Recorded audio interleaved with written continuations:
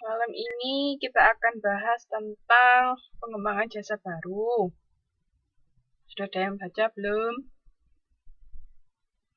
Ini pertemuan ke-6 ya. Hari ini kita bahas 2 modul. Terus minggu depan kita bahas 3 modul.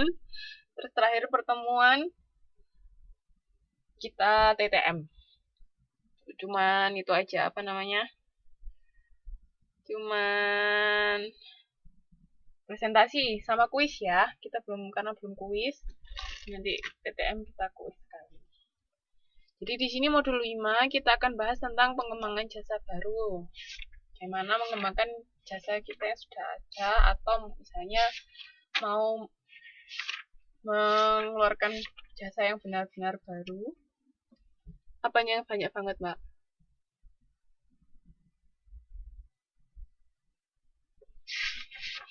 Halo?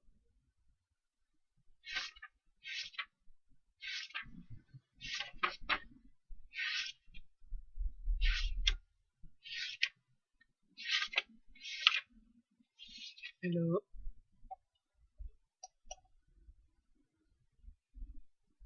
Halo? Bisa dengar saya? Tes, tes.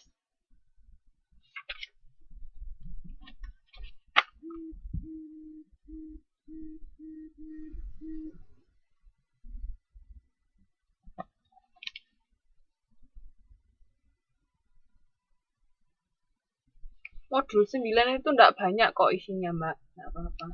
7 sama 8 juga enggak banyak.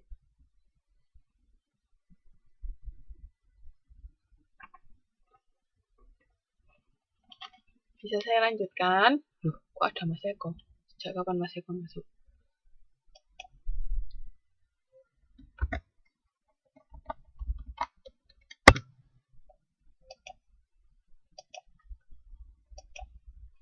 Nah, untuk kegiatan belajar satu ini tentang penciptaan jasa baru dan desain baru.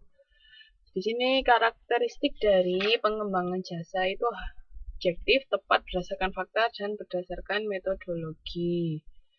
Jadi kalau mau mengembangkan jasa baru, itu harus memenuhi 4 kriteria ini. Jadi kan karena jasa baru itu kan nantinya akan diberikan atau ditawarkan ke konsumen toh. Nah, makanya harus sebisa mungkin gimana caranya kita menciptakan sesuatu yang memang dibutuhkan oleh konsumen atau bisa memenuhi kebutuhan konsumen. Jadi harus berdasarkan 4 karakteristik ini. Jadi harus benar-benar objektif, objektif, kira-kira apa yang dibutuhkan konsumen, terus tepat, maksudnya benar-benar jelas maunya kayak apa, terus berdasarkan fakta ya mas, maksudnya konsumen pengennya seperti apa, terus metodologinya ya, juga ada tahapan-tahapannya. Nah di sini ada berbagai ide jenis jasa baru. Yang pertama itu ada inovasi radikal. Radikal itu kan maksudnya sesuatu yang benar-benar baru. Jadi sebelumnya belum pernah ada. Terus kita menciptakan sesuatu yang benar-benar baru itu namanya ada inovasi radikal. Jadi kira-kira apa yang sesuatu yang baru?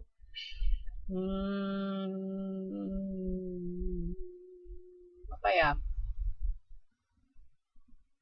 Misalnya kalau handphone kalau dari iPhone itu yang Siri itu kan sebelumnya belum pernah ada toh.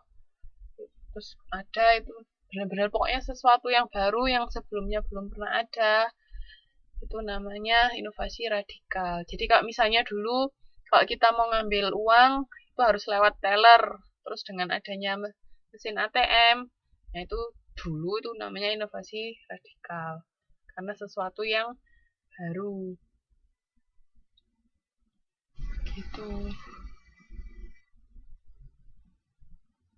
Terus habis gitu kalau yang kedua ada yang namanya bisnis permulaan. Jadi jasa baru untuk pasar yang siap dilayani oleh produk yang sudah ada saat ini untuk memenuhi kebutuhan yang sama bagi semua orang. Ada yang bisa kasih contoh?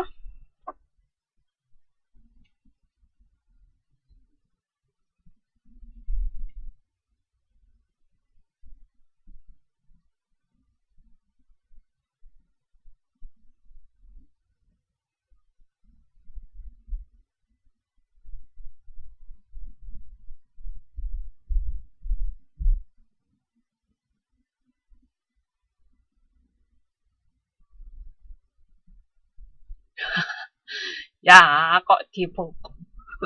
Oke, online banking. Atau misalnya, intinya kan, inget toh, apa namanya, unsoftmetric, salah. Bukan, ya unsoftmetric. Masih inget kan? Kombinasi antara barang baru sama barang yang sudah ada, produk baru sama produk yang sudah ada, terus pasar baru sama pasar yang sudah ada, ya kan? Kalau bisnis permulaan ini untuk pasar yang dilayani oleh produk yang sudah ada. Jadi sebenarnya kayak misalnya apa, mbak-mbak mau buka restoran di kota yang berbeda, buka cabang di kota lain, itu aja sudah bisa termasuk bisnis permulaan. Atau mbak-mbak kemarin perusahaannya mbak-mbak baru awal itu juga bisnis permulaan.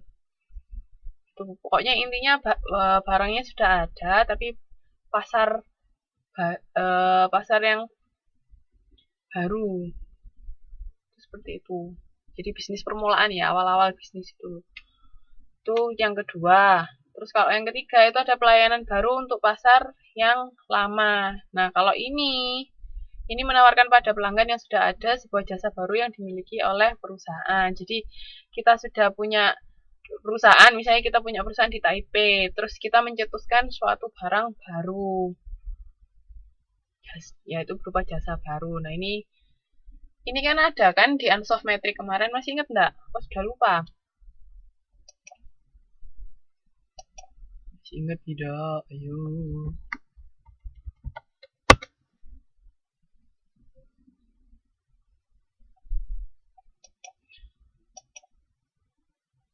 Waalaikumsalam warahmatullahi wabarakatuh.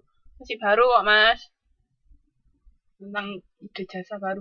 Oh ya, Mbak Nur Mujianti sama Mas Eko, kalau sudah lihat video presentasinya teman-teman di YouTube, bilang ke saya.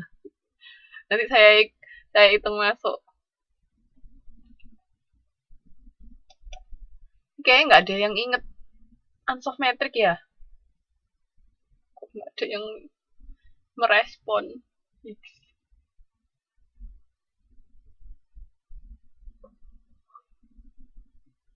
Sudah. Oh ya, dan nanti saya tulis masuk.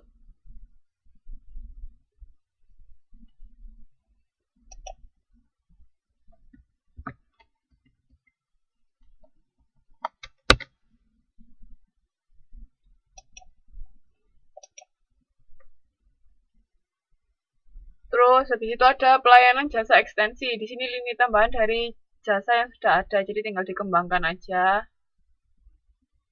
jasa yang sudah ada. Terus habis itu kalau peningkatan pelayanan ini ya tipe yang paling umum dari inovasi jasa. Jadi cuman meningkatkan pelayanannya aja, gimana caranya mungkin pelayanannya bisa lebih cepat. Gitu. Terus perubahan gaya itu inovasi jasa yang paling sederhana.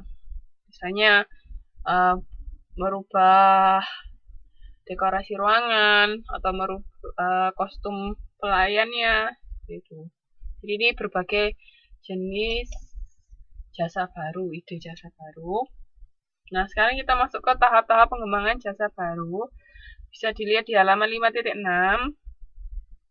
Di situ kan ada front end planning sama implementation. Jadi kan kalau kita mau punya sesuatu atau meluncurkan sesuatu produk baru kan nggak bisa tiba-tiba ada ide, besoknya langsung keluar ide jasa baru. Kan nggak mungkin kayak gitu. Yang pasti kan harus direncanakan. Direncanakan dengan matang dulu, misalnya kira-kira ini sesuai enggak sama konsumen, konsumen mau menerima apa enggak, apa yang harus dilakukan, maksudnya apa yang perlu diperbaiki. Kan sesuatu yang baru itu kan pasti belum tentu langsung diterima masyarakat kan. Kan kita juga harus lihat feedbacknya, kira-kira mereka oke enggak, atau ada yang perlu dikembangkan lagi atau apa. Nah, itu